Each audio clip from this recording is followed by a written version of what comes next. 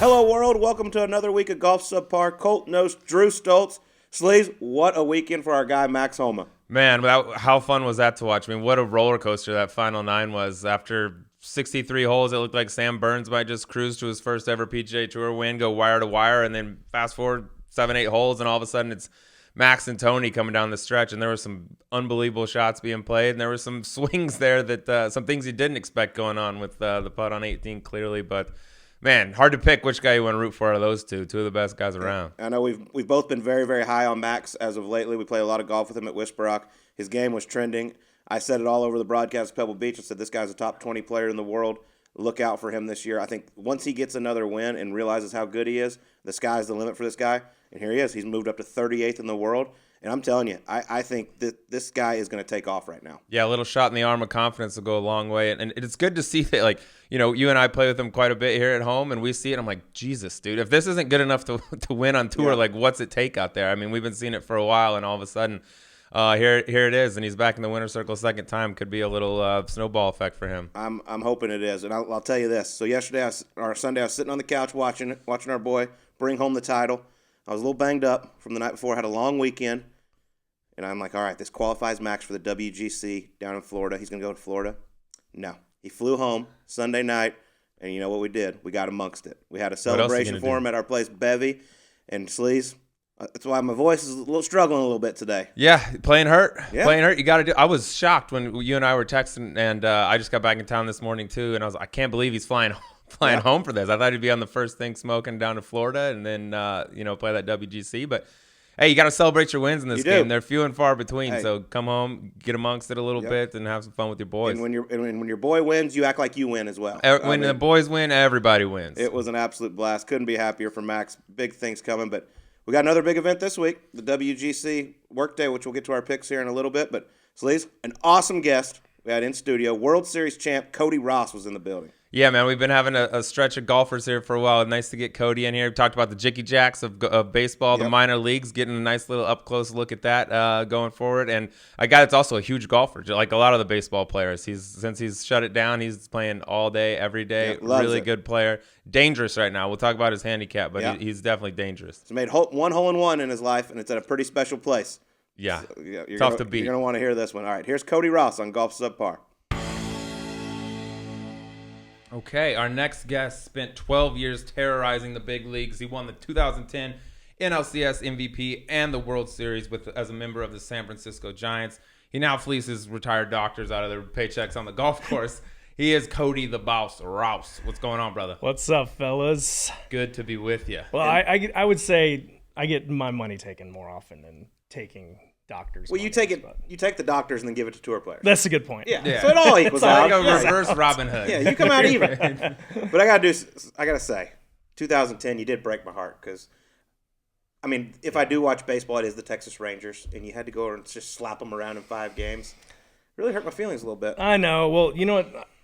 I'm actually a Ranger fan as well because I grew up in Texas and as in Dallas, not too far from where Colt grew up, and my first games going were always to Ranger Stadium. I went to, anytime I could ever go, I'd always go to the game, And so when I actually got to the big leagues, I never made it over to Texas for some reason to play. So the very first time I ever stepped foot in the stadium after watching many, many games was during the World Series. And it was the most amazing. Yeah. I'm like, I get goosebumps talking about it right now. It was We're going to get into the World Series because I'm very interested. A lot of that. But let's go back a little bit to the beginning. I mean, Carlsbad High School, New Mexico, right? Yeah.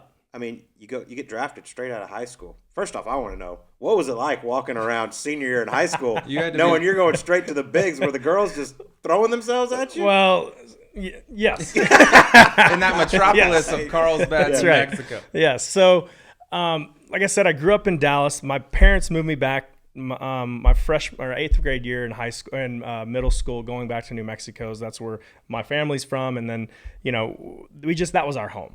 And so I excelled in baseball and, I thought I was the best player in the world. Honestly, like in New Mexico, there's not too many great baseball players. So I was like literally the best player. Like I thought I'm the next Nolan Ryan. And so, except I hit. And I did pitched too. too, though. And I pitched too. He hit people in the face. Yeah, he did. He did. So I walked around like was the greatest thing in the world. And so I got drafted. And being from a small town, we had 30,000 people. It's a huge, actually really big baseball program. So there was a lot of players before me that made it professionally. A couple made it to the big leagues. So there was a lot of history that went back, and but it was just a really cool experience. Everybody in the town knows who I am because, like I said, it's 30,000 people. The next closest town is 30 minutes away. So it's like there's a sign when you drive in that says home of World Series champion Cody Ross. That's when you know. On both ends. That's when you know you made it. You got It's any like of those in Fort Collins? varsity blues of baseball. Pretty much. Yeah, whipped cream bikinis, all that good Yes. shit. Yeah. In Albuquerque. Bikini. Yep. You got picked in the 4th round out of high school. What's like the barrier of like, okay, I'm gonna turn pro right out of high school, or no, I might pursue college? So I signed to go to Arizona State here. I stepped one foot off that plane and onto that campus and went, sign me up. Yeah. Sign me up. Pretty easy to do. Pretty Can't easy. imagine why. Yeah. And so the day the draft came, I actually, before that, back up, for my whole senior year, I had scouts coming in telling me how great I am, blah, blah, blah. And, you're going to go in maybe the first, second round. I said, well, if I don't go in the top 3 rounds, I'm not signing. I'm going to Arizona State. So literally I get a call. I'm in actually Cancun, Mexico. I'm on my senior trip, and I get a call in the hotel, and I'm laying in bed, like I'm asleep, and I get the phone rings, and I can answer it, and it's like, hey, my name's Jim Olander. I'm from the Detroit Tigers, and we just drafted you in the 4th round. Congratulations. And I was dead silent. First of all, I'm like, is this a dream? Yeah. Like I'm, not, I'm hungover, and Yeah. I'm like, all right, Jim. I said, thanks for the call, but I told you if I didn't get drafted in the first 3 rounds, I'm going to Arizona State. So I appreciate it. Like, hung up. I'm like, I'm going back to sleep. I was so mad. I'm like, what's going on? Like, I told everybody. Well, I had zero intentions in going to college. Like, all I want to do is play professional baseball since I was this big. So we came to a agreed term and ended up going, and that's a whole different story. But how does going to that the minor leagues. work? Because you can get drafted, but then you can say, okay, never mind, I don't want to go. I'm going to go to college. Correct. It's not like that in every other sport. No, yeah. So you have until a certain date. It's like end of July or maybe the beginning of August to come to terms with the team. If you don't, then you have to go to college, or you can go. You don't actually have to go to college. You can go play Like JUCO, which you can take 1 year and then try it again. So. Yeah, baseballs are crazy. It's hard to follow when if it you comes go to that JUCO, you can go pro right like after 1 year. But if Correct. you go to a Division I, like an Arizona State, what is it? 2 years you got to stay there, 2 or 3. When right? I don't know what it is now, but when I would have had to gone 3 years, and that's way Yeah, too I think long. that might be what it still is. And Like would a lot you- of those big guys. And if you did go, would you have gone back in the draft again? Correct. Yeah. Or did Detroit still have your rights? No, I would have Okay. went back to the draft. Interesting. Yeah. Yeah, that's why a lot of like the stud baseball players went 1 year JUCO because they might not like where they got drafted out of high school. Like, Exactly. screw it. 1 year later, they throw heat and they're like, okay, now you Yeah, gotta you're pick- first- now you're you the get first picked pick. high. Yeah. Well, let's get to this because Yeah. I think one thing we're very interested about is, we compare minor league baseball to the Jicky Jacks of golf. The mini yeah. tours, traveling around, Yes. rooming together with people. Not the most glamorous lifestyle, which For sure. I would imagine that's what minor league baseball is a little bit about, and probably the most fun you've had in your career. Absolutely. Tell us a little bit Give us about that it. What's lifestyle. it like? Okay, yes. I mean, that's a great question. So everyone thinks that baseball is all glitz and glam. You see it on the TV, and you guys are making millions of dollars. Well, you have to start somewhere, right? And so I got drafted. I went into Lakeland, Florida, and I was literally 1 out of 500. And it was like I'm like, oh my gosh, all these guys are monsters. They're huge, and I'm like, how am I ever gonna make it? And you're 18 years old? I'm 18 years old, and I'm in Florida, and I'm by myself. So that first year was a real struggle for me. I didn't do so well hitting wise. Well, luckily I was drafted high enough that I got multiple opportunities. Well, the next year I went to West Michigan, which is in Grand Rapids, Michigan. It's called we were called the West Michigan Whitecaps. Now it was real baseball. Like I'm playing in a stadium with maybe 5,000 people watching each game, and it's a bunch of 18, 19, 20-year-old kids, and it was one of the most amazing experiences of my life. I mean, I'll never forget. I got my first check, and it was I cleared $227, and I'm like, let's go! Like, We're having a night. I'm getting paid to play baseball. This is the most surreal thing in the world. And most people would look at it and be like, "Wow, what am I supposed to do with this?" But I was like, "Wow, like let's get after it." We've made it. It was gone within like an hour after I got it. I think. Awesome. What's the traveling like in that when you're going on game? Is that plane? Is that bus? Are you staying multiple guys in a hotel room? Yeah. So A ball. So there's different levels of A ball. Rookie ball is the first level. Then they have short season A ball, and then there's mid A, and then there's high A, and then there's a double A, triple A, and then the big leagues. And it differs a little bit from organization to organization, but the Detroit Tigers, the organization I was with, we rode the bus all the way through until we got to the triple A. So, like, for example, West Michigan, our closest trip was like 2 hours on the bus. And then our longest trip was like 15 hours. Oh, my. That's a good way to get ready to play. When I think of minor league baseball, I think of the movie Bull Durham. Yes. And I hope you tell me that's somewhat realistic because I love that movie. I love everything about that. Is that realistic? Absolutely. Oh, good. Yes. I mean, So you got everything from every part of that is realistic. That is so cool. Yeah, it is. That's why it's one of our favorite. I mean, if you ask most baseball guys, it's like that's one of our most favorite movies because it is so realistic. Yeah, the producer is the guy that did Tin Cup. He actually played minor league baseball. So it's those stories are like literally some of those are taken from his playing days. Yeah, absolutely. Which is sweet. As much fun as that was, I imagine that moment you got the call up in 2003. I mean, that's a dream come true. And I've always been interested, how does that work? Do they call your cell phone? Does the minor league manager call you in? How does it all happen? Well, back in 2003, we had pagers. So okay, perfect. Yeah, perfect. Two ways. Two ways. Hit me on my two-way. No, so I'll never forget it. I was we were in Louisville, Kentucky, and this is what's terrible about AAA is when you have travel days, you are always on that first flight out in the morning going to wherever you're going. So we were actually going from Louisville to Toledo, Ohio. And so I get the call, or I didn't get the call. My manager, I see him. It's like 5:30 in the morning, and everyone's like this, and they're their seat in the airport, and everyone's tired. And I see my manager get on the phone. I'm like, oh, who's talking to at 5:30 in the morning?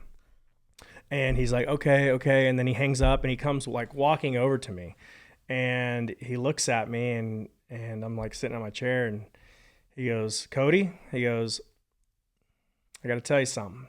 He goes, you're going to the pros. And I go, the pros? I am in the pros. What do you mean?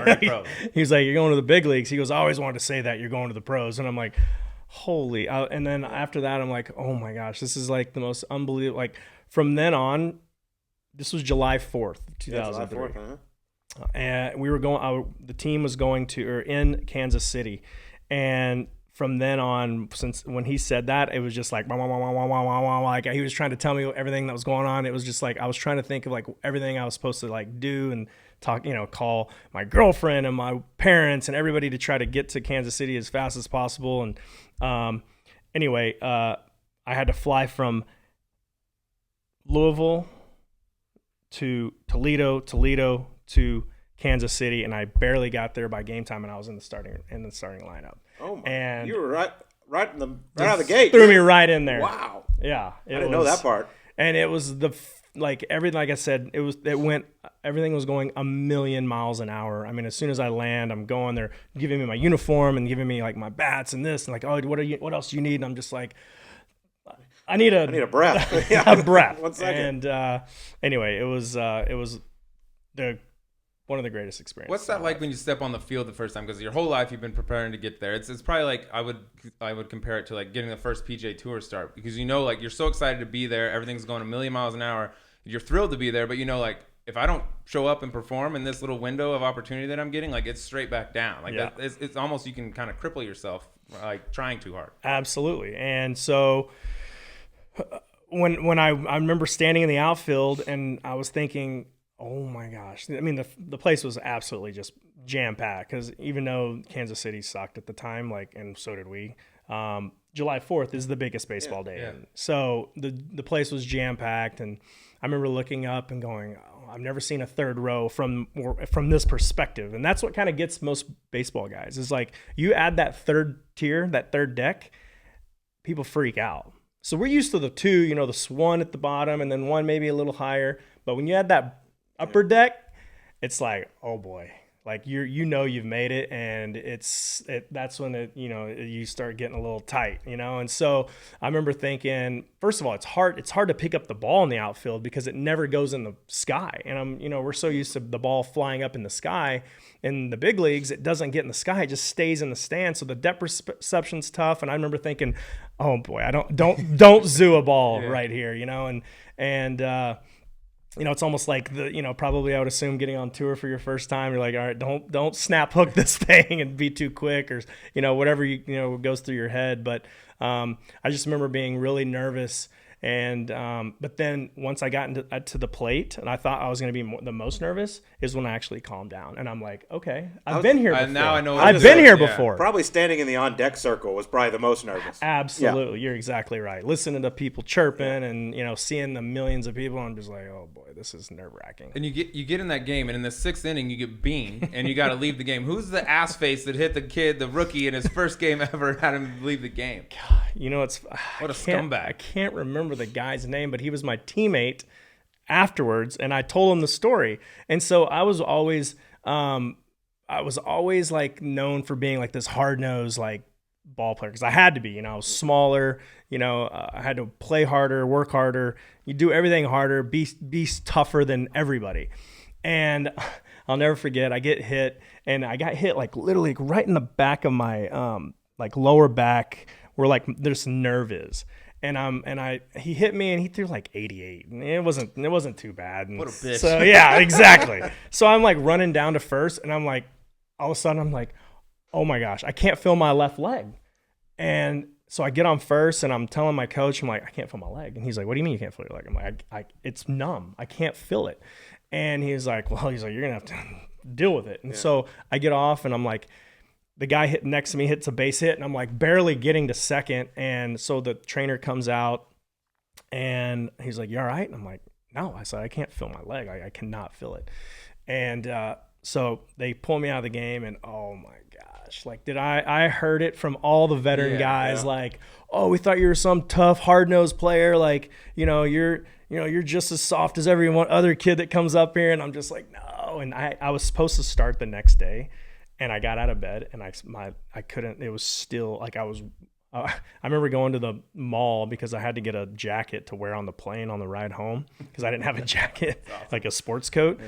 And I'm walking around the mall, and I'm hobbling, and I'm like, oh my gosh, this isn't good. I'm not gonna be able to play it. And I had to pull myself out of the lineup again. First game. Yeah, you do anything to stay in that game. Anything. And it was the weirdest thing. I've been hit a million times, but never had I ever been hit where it, besides like breaking a hand or something, but hitting like in the lower extremity where it caused me to come out. Was it on purpose, the beam? No. Okay. Nate Fields. There you go.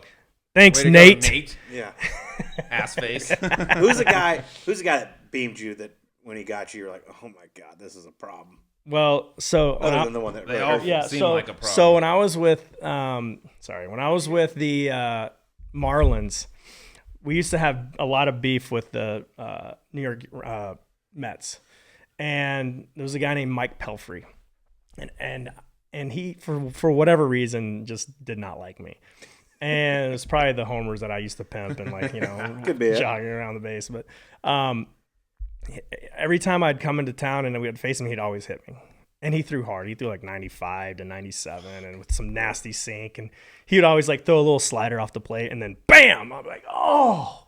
And I remember one time I'm like, this dude is a monster, by the way. Like he is probably 6'7", 240, and he's jacked. And I'm like, I thought about it for one split second to just going at him. And I'm like, nope. I'm going right back. But I did like getting chirp at him. I played the little. Where's the worst place to get? Obviously the head would suck. I mean, you got a helmet, but I feel like the ribs probably right in there. Yeah. Oh, God. Or the hand probably. The hands is terrible. But you learn how to take pitches over, like as far as like how to react and try to make it not hurt as bad over time. And it's almost like a little bit of an art. But yeah, I would say the ribs are probably the worst. Although, some guys have a little more meat on them than if you're going to be an asshole, you better learn how to take a pitch. Oh, that'd be the worst feeling, just getting in the box knowing like this dude's probably going to beat me. Yeah. That is a bad feeling. Just strike me. Let's go. That's a bad feeling. Yeah, I'd rather just strike me out. Oh, dude, that's what ends up happening scariest. usually. It's like if you go into the box thinking, all right, these guys, I know that he's going to drill me because of whatever happened the last game or the last time we were in town or whatever. You just have that mentality going in the box. You're toast because I wouldn't even think about hitting it. You can't even swing. That's what, like, if I was the Astros, like, starting back last season after all the stuff that happened, even if you weren't a part of the team, the year before, I'd be like, guys, I had nothing to do with last year. Please don't hit me. Yeah, exactly. I wasn't here, but I wasn't here. Leave nothing the to do with this. alone. But I thought one of the cool things I learned about you is you're one of the few guys who bats right-handed, throws left-handed. Yeah. Ricky Henderson was another. But let me ask you this. Couple of the greats. Would you say, yeah, exactly. Would you say you throw better right-handed or bat better left-handed? Man, that's a really good question. I would say I bat better right-handed. Yeah. Yeah. Although I did pitch a little bit in professional baseball. I mean, Yeah, I saw that. I pitched in the big leagues once, one inning, but I pitched they actually wanted me to be a two-way player when I was younger, like 20, like my second year in the big leagues. Or I mean in minor league baseball, they wanted me to be a two-way player, but I was too small. I threw just hard enough. I threw like 90.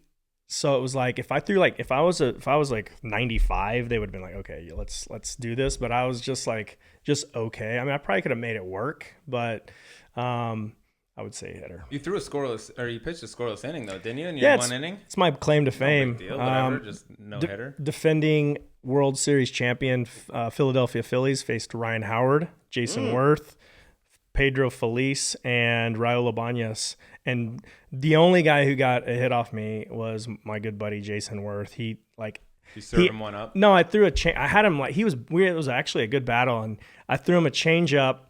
And he like assed out like and like hit it off the end of his bat and it rolled to short and our shortstop was Hanley Ramirez and he was lazy. It's obviously his fault. So he like picked it up, threw it up and like it was safe and I'm like, oh man, that's the hit. That was the hit. That's the Still hit. the lowest ERA in baseball history, whatever. Yeah, for All sure. Right. Well, I got to talk to you about Joe Girardi because from what I read, I'm not a big fan of because as a lot of people probably know, me and you kind of share the same style. We don't have much up top. We got a nice beard, right? So you go to what's now Miami, whatever. Florida. It's Florida. It's Florida to me. Florida exactly. Marlins. To me too. Let's go to the Marlins. And Joe Girardi. And it's still Mike Stanton. It's not Giancarlo Stanton. I played with Mike Stanton. Okay, perfect. I love that we get this all out there. You go. But Joe Girardi, he's a Yankee and all this, and he comes down there and he has this no facial hair thing. Yeah. And you walk in and he says, "You gotta shave your beard," and then he tells the media, "Maybe you can put it on top of your head." Yeah, that's exactly what he said. I mean, is that offensive? Off, yes, so that's offensive. a good way to get on the side of your manager, your players, right? Yeah, it's exactly. We're on the same team here, Joe. Yeah. Like, don't insult me. It was actually Jeffrey Loria who's the owner or was the owner of the Marlins back then. It was his rule, and it was Joe following it. Oh. But Joe, being a Yankee guy, that's why I just assumed he brought it. Yeah. Jeffrey was like a poor man's Steinbrenner.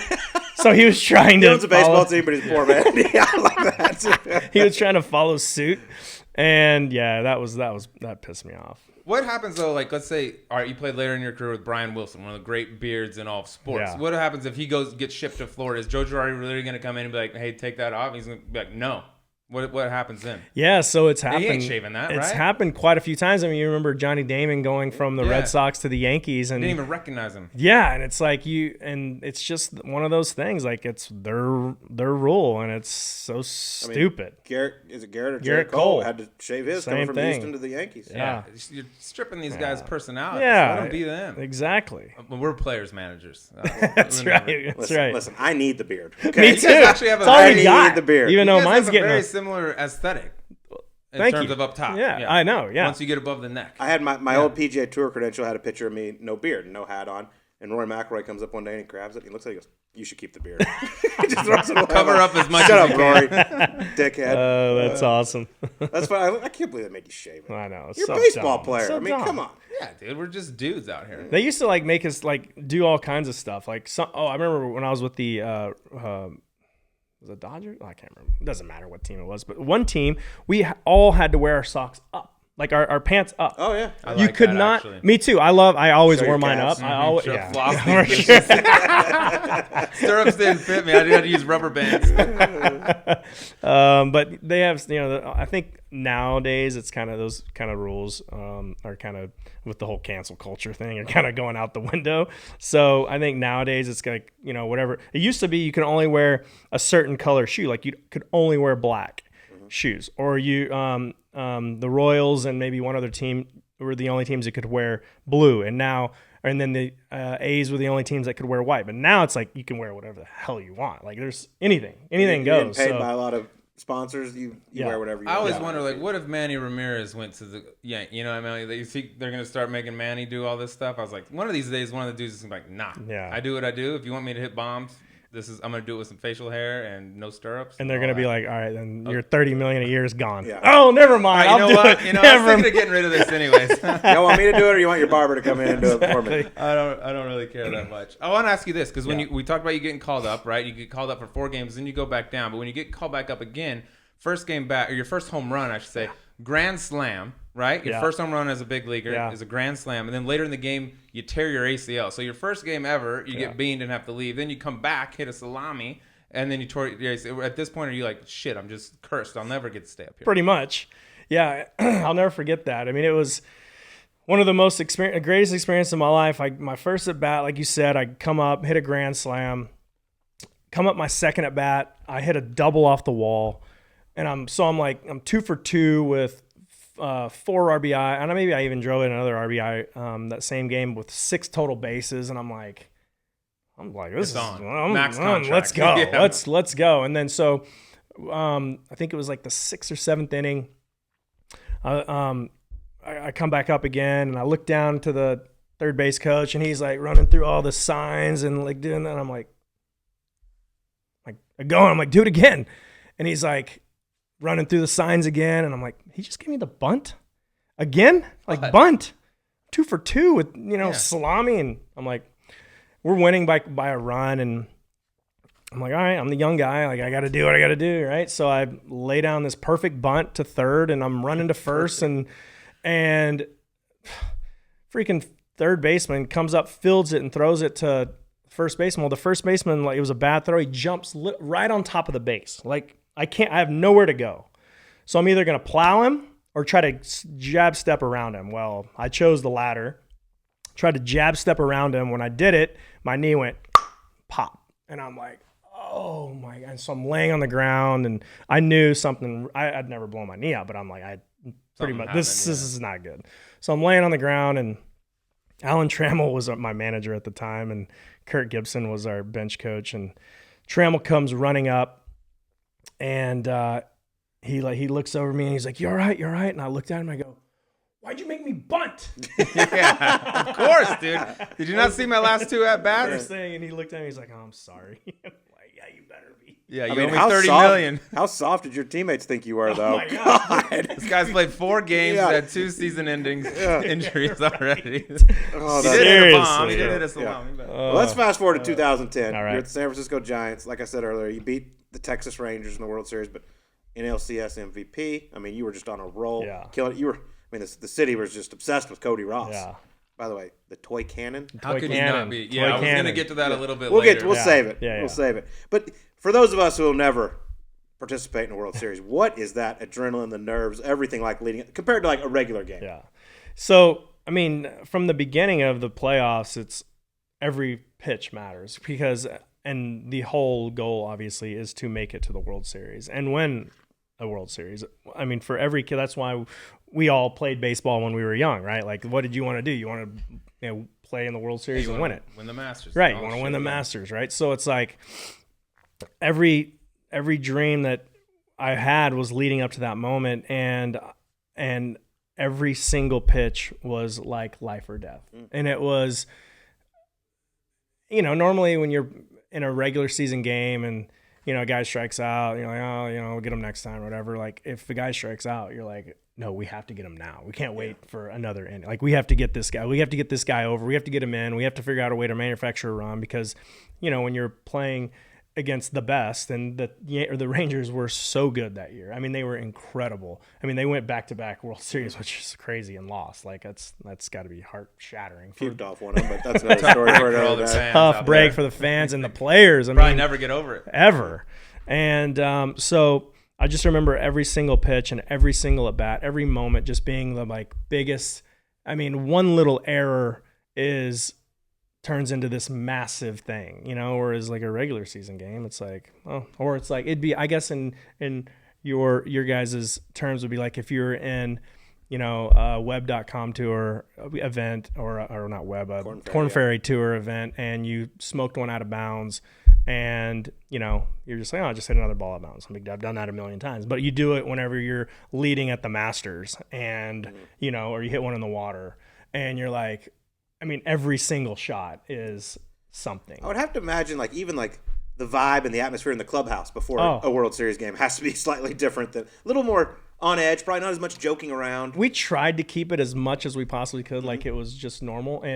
And I can tell you this one thing too is all my family was in town. Obviously, people that I didn't even know were showing up by the, you don't even know about. Yeah, I need some tickets. Exactly, and so. Instead of just going focusing and I got to get back, go to sleep. No, I was out every night having pops with the family and that's why he's a fan going. I love that part of the story. Yes, literally getting in bed at 2 a.m. going, oh man, I'm not gonna feel good tomorrow, and waking up, I'm like, all right, we got a World Series game. It's like so adrenaline gets rid of a hangover quickly. Yes. Yeah. So yeah, I mean, it's definitely the most amazing experience that I've ever. Experience sports-wise, besides my hole-in-one at Pebble on number 7. Thank you very much. We were going to get to that. No, really. I mean, hey, baby steps here, fella. We haven't even got to golf yet. When you got shipped though to the Giants, they were obviously really good. I think they were contending for the title with the Dodgers at the time. You were going there, but they had a starting right fielder, Jose Guillen. Yeah. Did you go there knowing all right, well, this is a team that has a chance at winning the World Series, but I might not even be starting because Jose has that spot right now? Correct. Is that what is that, bittersweet? I might win a series, but I might not get to play. Yeah, I mean, I was actually not having a great year when I was with the Marlins when they shipped me over to the Giants, and what happened was the Padres actually needed a center fielder. I forgot, Mike Cameron, I think, was their center fielder. He went down, and they needed somebody to come in and replace him, and I thought I was going there. All the rumors said, oh, Cody's going to the Padres and blah blah blah, and next thing you know, I'm on waivers and the Giants claim me, and there was all this talk about them. They did it to block the Padres from doing it because the Padres were the Padres were leading at the time. They were up 4 or 5 games on them in the division, and so I get all my stuff, I pack it up and go to San Francisco, and I'm like, I don't even know anything really about the San Francisco Giants. I know they're really good and they've had a pretty good season. And so on the way over, I'm looking at the plane, I'm looking at their roster, and I'm going, outfielder. I'm like, where am I going to play? I mean, they have all these really good players and 6 outfielders. I'm like, where am I fitting in this scenario? So I get there, and Boch was really good, and he was like, listen, I'm going to do everything I can to get you in the lineup in situations that you're going to succeed, blah, blah, blah. And I talked to Brian Saban, who was a GM at the time, and he was like, listen, all those rumors you heard about us blocking you from going to San Francisco or from the Padres they're all wrong. We wanted you. That's why we got you. And he was very adamant about letting me know we wanted you here, and I'm like, so they made me feel super welcome, and the players were so good about making me feel welcome, but then I had to work my way into the lineup. I'm like, I gotta earn it now, and luckily Guillen got popped with steroids, and I got in there. Yeah, he was hurt, but he also had human growth hormone shipped to him. They intercepted it. Yeah. Exactly what happened. That's awesome. Yes. Well, so you end up winning. Obviously, the celebration's huge. You got the parade in downtown San Francisco. know you're a big bourbon guy. Yes. What was the bourbon choice? Back then I wasn't such a big bourbon guy. Although Captain Morgan paid me like a lot of money to do their stance on the float. And so they gave me do it for free. And they said, we'll give you Captain Morgan for life. Well, I saw it for like a year and then I never got it after that. So we need that. Yeah, exactly. That's a lawsuit. That is a lawsuit. No, but anyway, I did that thing. But I think that if I had to, obviously if I was to do it all over again, and now that I am a bourbon guy, I'd obviously have to open up a Pappy 23 and go at it. That's probably the way to do it. How fun was that? Like, because that team, of course, winning the World Series, everybody's gonna have fun. But that team, like they wrote the book. What was it? The Band of Misfits or something like that. You had some characters on that team. What was that? How long did that celebration go on? And what kind of weird shit was happening with like Lincecum and Brian Wilson, who's like one of the craziest dudes out there. He is. I mean, the ringleader was Pat Burrell. I was gonna say, you can't forget about Pat. This guy is the greatest of all time. I mean, the stories. You guys should have him in here one time. He is absolutely incredible. I mean, his stories are phenomenal. He was the machine. He was the ringleader. He was the guy that, was all. I mean, and not only was he an amazing baseball player, but and a partier, but his baseball knowledge is second to none. He is the most incredible human when it comes to baseball, and just his love for the game. It was just amazing. But anyway, he was the ringleader. Obviously Wilson, we had Aubrey Huff and Lincecum, and just a group of crazy guys that we had so much fun together. And I think Wilson called us the Four Horsemen between me and him and Burrell and Aubrey Huff. Like, we had some good times. A squad of weirdos on that team, which is the best. Yes, like that old Red Sox team. That's awesome. Mm-hmm. Yeah. Well, we could talk about baseball all day, but we are a golf podcast. Yeah. Can I get one more baseball in, because I know you got some good ones about this. You're always the energy guy in the locker room. That's kind of your reputation that's followed you. You were a great locker room guy, but long seasons, I know you got some good prank stories. Baseball teams, how much time you got? Some of the best pranksters out there. Give us some of the best like baseball pranks you were a part of. There was so many that it's so hard to remember them all. But I do remember one in particular that actually we got it on film. We were in San Diego, and HBO followed us after we won the World Series. This was in 2011, and they followed us to just document our whole season, which was a disaster, by the way. But we decided we were going to prank Aubrey Huff down in Mexico, or in San Diego. It said that we told him that his credit card was stolen in Mexico, and that there was all this stuff that was put on it, and like the feds are involved and all this crazy. And he was like freaking out. Like, he was calling his wife, like telling her like, hey babe, like, I don't know what's going on, but he was like worried about everything. And that was one of the better ones. I can't remember. It was so long ago that I can't remember the details, but it's documented. You go watch it. It's actually pretty funny. What was the HBO doc called? You remember? Nope. Okay, perfect. Must have been a banger. Football's got the hard knocks. Baseball's got something different. It's something like that. It's something like that. Okay. Yeah. All right. Well, let's get into a little golf. First off, you're out there in San Francisco, which is, it's amazing. Pretty golf. good little area for golf. What's your handicap right now? I'm a 3. But a strong. You were almost embarrassed to say that. 3. He texted me last night, and he's like, "I'm a 3, and I'm dangerous right now." So Yeah, I'm exactly. pretty dangerous. If anybody's looking for a memory guest partner, When did you get started in golf? I started taking it. I played a lot with my dad. Coming back from the seasons in baseball, I would start playing with him, just messing around. Didn't really know what I was doing. I had obviously a ton of power, and I was just hitting it everywhere, and just enjoyed it more for social aspect with my dad and just being with him and my brother and stuff and friends. But once I retired in 2015, I really started like like I'm literally a golf nerd. Yeah. Like I know swings and what not to do and what to do, and I'm too much into it. Like I was listening to Derek Anderson's y'all's deal with him the other day when he was in, and like I might be even more of one nerd than he is. Wow, that's like, a bold statement. And I practice probably more than he does too. I do it quietly. I go Well, you don't have the coaches and everything. I don't. I've never taken a lesson. You don't have Chappie standing next to you. That's right. You don't have the mental freakouts that DA has when he hits a bad shot. That's a great either. point. It's all over. But that's a high level of golf nerd. Yeah, and so you're out there in San Fran. I mean, I'm guessing you didn't play a ton of golf during the season. I didn't, but when I coached with them in 2017, I played a lot. Okay, so you got Harding Park, you got Olympic, Lake Merced, San Francisco San Golf Fran. Club. We can even throw Pebble and stuff in there, even though it's down the road a little ways. Give me Cody Ross's favorite golf course in the San Fran area. My all-time favorite golf course in San Francisco is Cal Club.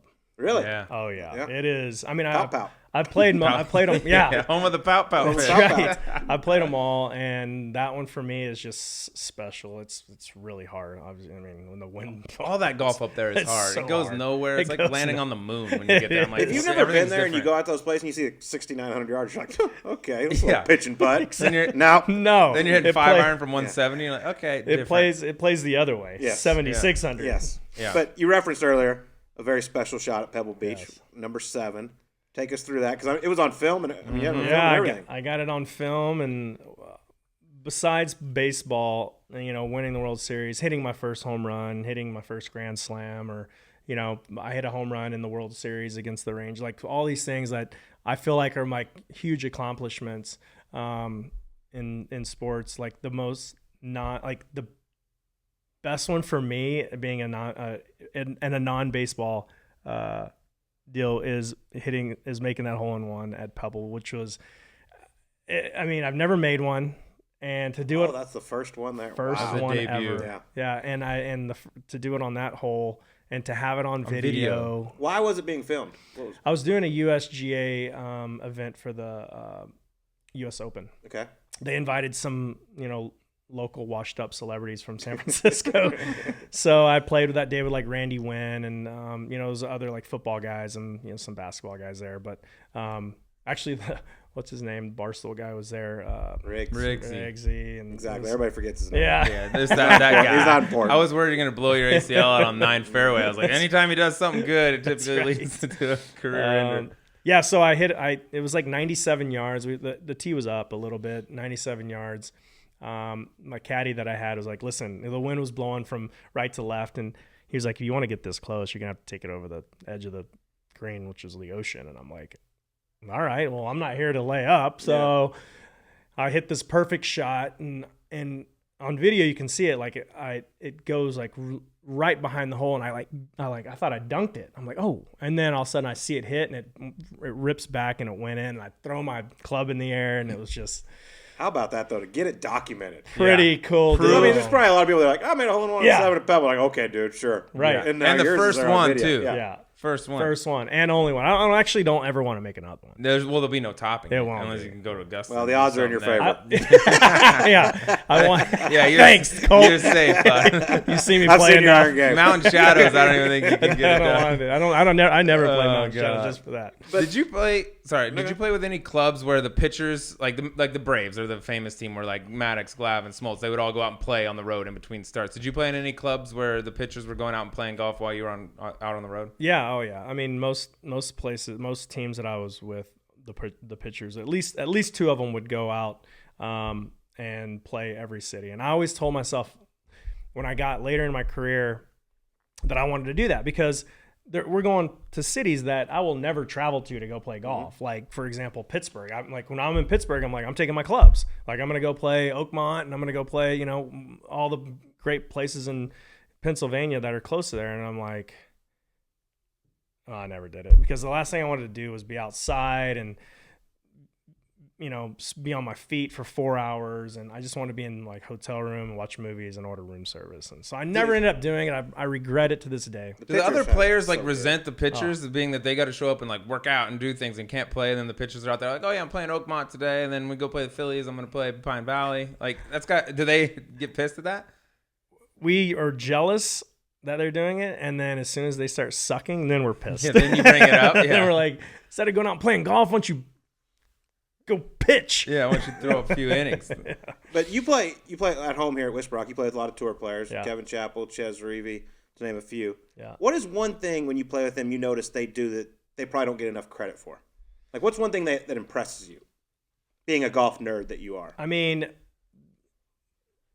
probably just the consistency. Like, just, I mean, for you two and you, both of you guys, just watching you guys just hit irons. I mean, you don't miss the middle of the club face.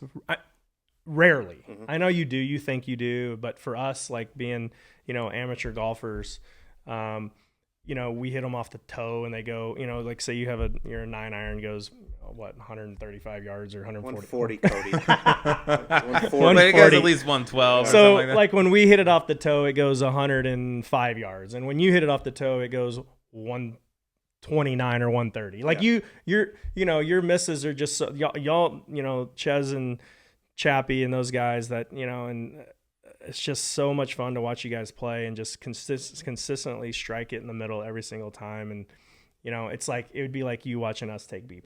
Mm-hmm. I mean, if I hit a ball off the end of the bat in BP, like it would be something like, you don't ever see a big leaguer do that. It's always on the barrel. On the barrel.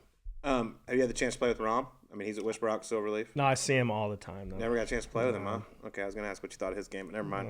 Leave that I bet he thinks it's pretty good. Yeah. If he has He's eyeballs, all your eyes work. Yeah, I mean, it's not bad. I see him hit balls in the range What's all the time. so you're 3 now, which is, by the way, very liberal, Criminal. very liberal Absolutely interpretation criminal. of the handicap, manipulation of the gin system I here. got to give Mulder's got to give me 3 and Loesch got to give me 3, and I wax those guys. Yeah, dude, you're not a 3. I don't 3 think. total or 3 aside? 3 total. So Mulder's, first off, Mulder masquerading as 0 is pretty criminal. That too. is criminal. Yeah, Now Loesch? he's a plus. Loesch is that reverse sandbagger. He's right? that Guys. Hollywood. He Yeah. should have played for the Dodgers. Yeah, That's awesome. It's Well, great. should we get into the emergency 9? yeah. Let's hit the E9. E9's You got the time fun for a part. quick E9? Absolutely. Well, All right. Might as well while we're here. As you know, we ask this to everyone. Movie made about the life of Cody Ross. Any actor, dead or alive, who's playing you? Leonardo DiCaprio all day. Jesus. So close. We got a lot of confident people Yeah. on this show, dude. No one's ever said like an ugly dude. You know what I mean? No one's I mean, like, you know what? Jonah Hill. That'd be my guy. No one's Jonah ever Hill. said that. I mean, It's all- Daniel Berger on our SiriusXM show the other day said, confidence is more important than technique. And That's all of the our truth. guys Our- prove this. There's This a is reason true. we There's interview a- guys that have done a lot of good shit in their sport, and it's because they're confident. Because not one of them's ever. I mean, picked- super who I high. picked is not. I mean, I picked Bruce Willis just because he's kind of bald, and if he grew a beard, I think it'd work. I mean, that's pretty damn good. Pretty Wait, good, ain't too. Leo, but that's what I went with too. I went with Jason Statham. I was like, Yeah. bald, he's got a pretty good, nice too. beard, Yeah. pretty good looking cat. I didn't have Leo pegged for you, but Leo. all right. Leo. Yeah. All right. All Number right, 2. next one. All right, of all the teams you played for in your career, if there was a bench clearing brawl, what guy do you want by your side the most? As a protector. Not that you couldn't hold your own. I was gonna say, just in he's case. a scrapper. Nah, Yeah, he's still the toy cannon. He wasn't the cannon. I would say that's got to be Brian Wilson. Or, yeah, Gotta- Brian Wilson. Brian Yeah. Wilson? Yeah. That's I weird. think It's I rare think that it'd be that a pitcher. Here's the reason why. I think there was a lot of people that were afraid of him, but he's actually quite soft. Yeah. So yeah, I mean he's not soft. I'm intrigued by that guy. He's very intriguing. I've seen him get into bar fights, so I would want him on my side. He's a big boy, but I feel like he's got that screw loose thing. Yeah. Maybe like a Jeremy Roenick type deal where it's like Totally. you're not the big. There's bigger guys, but nothing going on up Yeah. here. This that, guy like, would you be got. this guy would be like he was a superstar and he was getting into bar fights. I'm like, this I may have Brian, another. go to your room. I may have another question about him because I love that guy. All right. Give us some time. All right, next question. You haven't played since 2015. But let's say right now you had to go out and your life depended on it. You had to get a hit. You can pick any modern day pitcher to face. Who's it going to be? This is an easy one. Love this. Cole Hamels. Sorry, Cole. Sorry, Cole. I love is Cole. awesome. Cole's So the do I. best, He's but awesome. I killed him. I killed him. That's great. Cole, perfect. So you're staying alive. I was there, yeah. That And he's is like one of the awesome. best pitchers. Like, he might be a Hall of Famer one day. Like that's how good he is. But for some reason, I just saw I met him when he played in Texas. What a good dude. He's a great awesome guy. dude. Yeah. Great guy. Cole That's Ham- what that I- was quick answer. That was That quick. wasn't even no I debate. thought you might think Cole about Hamels, it. right? Nope. No, Probably Probably hit a dong. Probably hit a dinger real fast. Off Colt. That's awesome. All right, next question. Since we just talked about him, I want to know is your former teammate Brian Wilson the coolest dude to ever play baseball? Yes. I mean, so when it wasn't just that season, like everyone thinks, oh, that was just something that he like created, like the beard, and the beard came about, but he's always been like just super just weird and just different. I mean, he almost comes off to being a little bit of an asshole to people because the way he is, like he's just very quiet and he will just stare at you and not even say anything. And it's kind of exactly. And but one of the coolest teammates I've ever been around, and you know, I'm friends with him obviously to this day, and just talking with him nowadays, he has not changed one bit. What's he doing now? Yeah, I was gonna ask you. He's flipping houses in LA. Really? But I'm not talking like, you know, $500,000 houses. Yeah. He's like they'll buy like $15 million houses and scrape them and put like a $30 million house on it and then sell it for like $100 million. So things are still going all right for Brian Wilson. Yeah, he's doing it. Let's look into that. Yeah, exactly. I knew he'd be doing something cool. Yeah. I love that guy. All right, next question. Athletes in general are very superstitious. I feel like baseball players take it to a whole nother level. What was the most ridiculous thing you were superstitious about? Yeah, so I had so many little quirky ones that that people wouldn't even, you know, you would never see me do. But like, for example, if I'd put a piece of gum in my mouth, and if I got a base hit, I would keep it in, and then I would do it until my next at bat, and I got another hit, I would keep it in, and if I just kept it going, but if I didn't get a hit, I would throw it out, put another one in, like little stuff like that. I always. Yeah, it's like a birdie chew. Exactly. Same type of deal. Yeah, yep. Keep it in. I mean, I was very strict on what time I put my uniform on, when I was eating. I mean, I had it all down to the minute, and it was all because of what I did the day before. Yeah. And it's like I had to do exactly what I did the day before, just because. Or if I didn't, if I sucked the day before, I would change it up by like a few like minutes. Mm-hmm. Or I would, you know, or I would walk a certain way out to the field or go a different way. Like it was always a mind game, and it would You're drive normal. me. There's so much normal compared to DA. I mean, DA is crazy. Had to like high five the same security guard everywhere and put left his sock on, and right sock. He doesn't know what day it is, but he knows his left sock got going for his right that's sock. crazy. I mean, and it's funny that you asked that, because a lot of people think like people, you know, a lot of baseball guys like wear the same jock strap or do. For the most part, throughout my whole career, I didn't see much of that. I had heard a lot of stories about guys like Wade Boggs. Wade Boggs was like one of the craziest superstitious guys in the world. Like the most, like the shit that I would say you would hear would be like mind blowing. And but I didn't really see a whole of it. I had a lot of little quirky ones, but nothing like crazy. The problem is with superstitions, as soon as like something goes awry or you're running late or whatever, then your whole brain is messed up. Like, oh, well, now I didn't do all my shit. Now I'm not going to have a good game. That's the only problem. No, that's exactly right. All right, next question. I really actually want to know the answer to this. How in the shit did you become friends with Lil Wayne? Wait, what? You know this? I didn't know this. Dude, Cody and Wheezy are boys, bud. Can you get him on our podcast? Yeah. And what's his phone number? I'm sure he's a huge golfer. Oh, yeah, no, he isn't. He doesn't golf. This is the odd couple. I need to know how this developed. When I was with the Boston Red Sox in 2012, we went down to play the Marlins for Interleague, and Lil Wayne he lives in Miami, and he's a huge Red Sox fan, And I'll give you one guess to why you would think he's a big Red Sox fan. Anybody? I have a guess. We'll throw it the out B there. on the hat is for Bloods. The blood on the hat, so he's always. You need to watch more gang shit. That's right. Sorry, guys. Like, the guy with the golf nerd hat on, so we were talking about Lil Wayne and Bloods. Right. So huge Red Sox fan his whole life. So he comes to the stadium. He comes down into the clubhouse, and lo and behold, one of his entourage guys I knew from Miami, from when I was with the Marlins, and I'm like, oh, Santi. His name is Santi. I'm like, Santi, what's up, man? Like, he's like, oh, what's up, Cody? Like, oh, how you doing? Blah, blah, blah. And we're talking, and he's like, yeah, I'm with Wayne now, and blah, blah, blah. And he's like, hey, won't you come to his video shoot tonight? And I'm like, all right, I'm in. And so like I went to Cool. like Lil Wayne's video shoot. He was shooting a video down in like downtown Miami, and ended up hanging out with him, going on his tour bus. And then every time he would come into town, or I would, we'd be in the same city, I would meet up with him and after his concerts or whatever. But anyway, like just kind of became friends with him a little bit. I mean, I wouldn't say we're like tight, but we're Friendly. We're friendly. And how do you save that name in your phone? Is it under Lil Wayne? Yeah, is it that under the Wheezy? L? Like, which way is it? Wheeze. Wheeze? Wheeze. Perfect. Got it. God, I'd love to be a fly on the wall for that first conversation with Cody and Lil Wayne. Hey there, Mr. Wayne.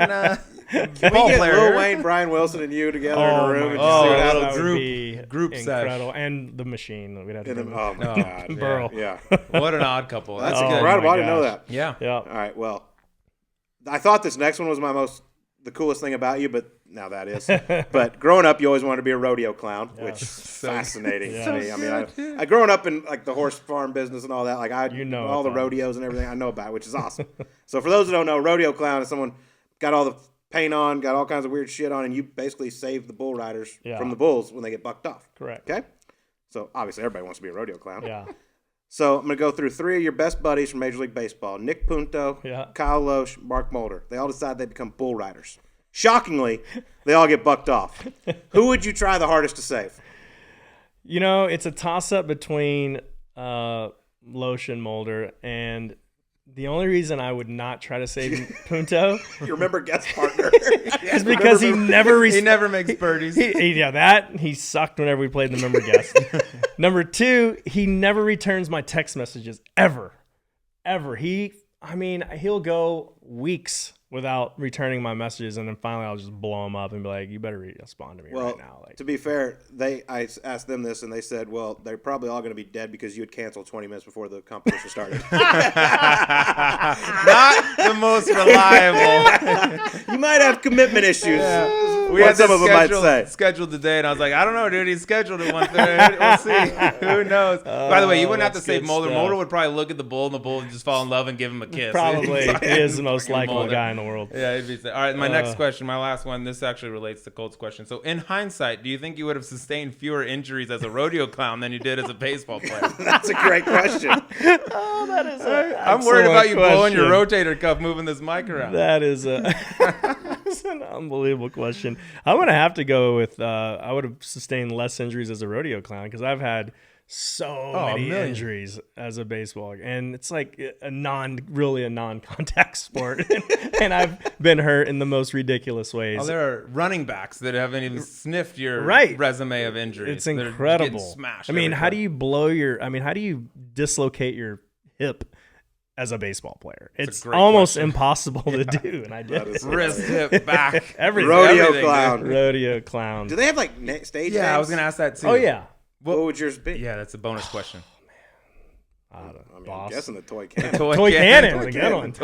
So the toy cannon. One of my all-time favorite rodeo clowns. When I was a kid, there's famous rodeo clowns. Famous. One of the big name famous guys. Big name. He was a world champion. Actually, he was a world champion. Yeah, you probably didn't know I didn't there know was you could world be a world champions. champion. Yeah. So after like in the every year, you go to the NFR, I go to the NFR. Every year back in the 80s, they would have a Wrangler bullfighting championship, and it was always after the rodeo, and nobody would leave. Everybody would just stay there and watch the bullfighters. And what they do is they'd let the bull out, and you would just like do like these little like tricks with the bull, like almost like a Mexican style, but you're not like spearing the guy or the bull, right? It's like you're just doing these little moves.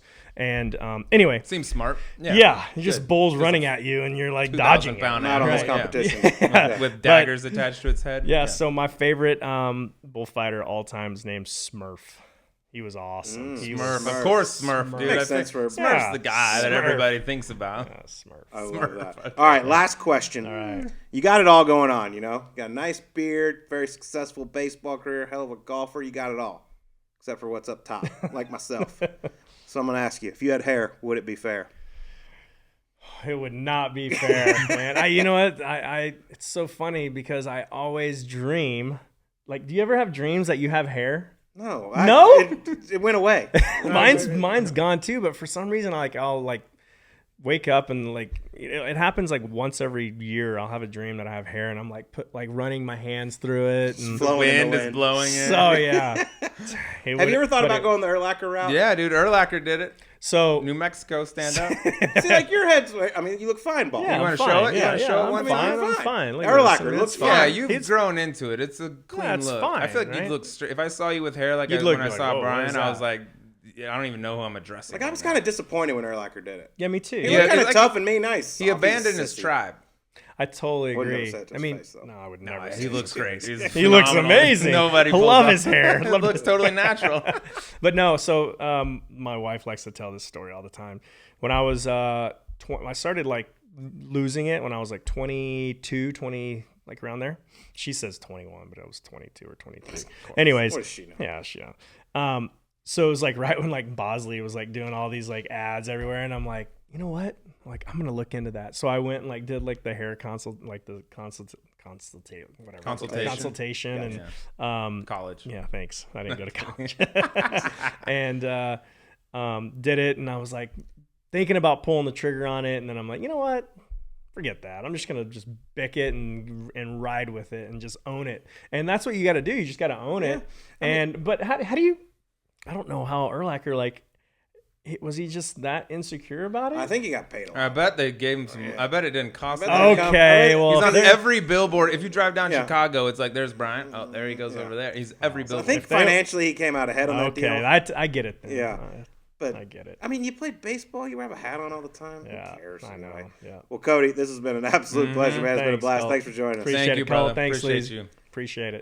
That was Cody Ross on Golf Subpar. Sleaze, dude, he is a blast. We've known him for a while. Another guy that plays golf up at Whisper Rock. How about he's got 1 hole in one in his career? Number 7 at Pebble Beach. Not too shabby. Yeah, with video footage of Yeah. it, if you could pick, like, hey, you can have 1 hole in one in your life, and we'll also document it. Where do you want it? I mean, that one would be pretty So tough cool. one to beat. And how about the fact that growing up, you wanted to be a rodeo clown? I mean, that's something Things we you always don't give hear a every shit day. about. But Yeah. like that's one thing. Kids are like, I want to be an astronaut. I want to be a spaceman, whatever. I want to be a rodeo clown. What's the most dangerous job in the world that also pays the least amount of money? gonna say, That's what I want to do. What kind of salary does a rodeo clown Not get? enough, dude. Not enough to get in the ring Jump with in front those of things. a 1,000-pound bull or however Ugh. big they are. But yeah, awesome dude. I mean, great story to win a World Series. I mean, that guy was beloved in San Francisco. He went on obviously a tear, NLCS MVP. Then goes on to win the World Series. Just an awesome dude. One of my favorite guests we've sat down with. Yeah, pretty much every teammate you talk to of his and every organization you go to, he's like a fan favorite. Everybody says good things about him. Once you get to know him, like it's pretty easy to see why. Just a high energy guy. And starting off his career the way he did with all the injuries and getting his first shot and then having to come back down and then getting hurt, getting back up there and hitting a dinger and then blowing his ACL. Like he had some struggles for a while and then he had caught that huge hot streak with San Francisco and goes down in history with that band of Misfits they had up there in San Fran. Yep, awesome stuff. Thanks to Cody for joining us. But Sleaze, time to get to our picks for the week.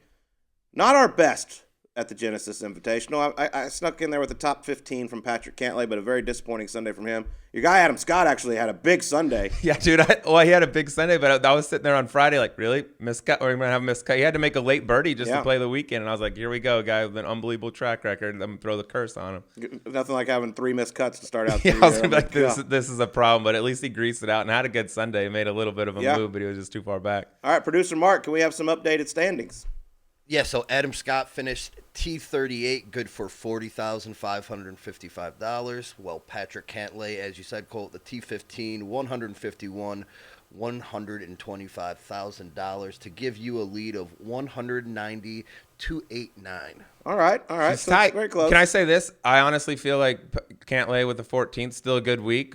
He was the guy I was going to pick hands down if I had the honor last week. I feel like that's almost a win for me, being that he wasn't a top 3 guy. I thought for sure he was going to be there on last night on Struggles Sunday. on Sunday. Very expensive 3-putt for par on 17 coming in. I was not. Those too ones happy. stack up when you get up there Yes, towards the they do. top at the end.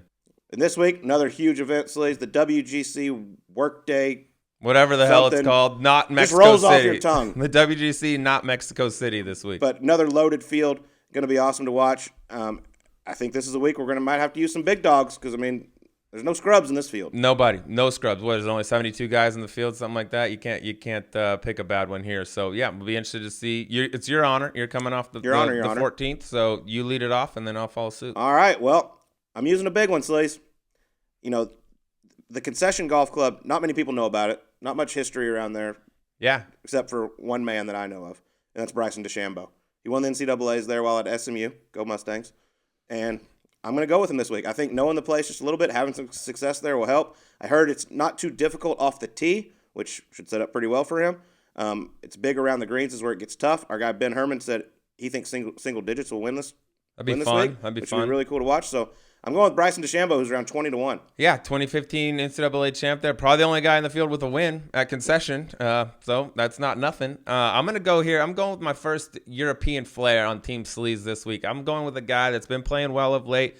Won over in Abu Dhabi earlier, like about a month ago, and then had another sixth in Dubai. Tyrrell Hatton, a guy that I think is maybe one of the best iron players in the world. And I was just reading up a little bit on this golf course. Said, like you said, wide off the fairway, second shot golf course. I'm gonna take a guy in some good form and one of the better iron players in the world. So Tyrrell Hatton, here we go, son. Give me some of those antics and give me some tweets. There it is. All right, well, that's going to do it for us. We'll talk to you on next week's Golf Subpar.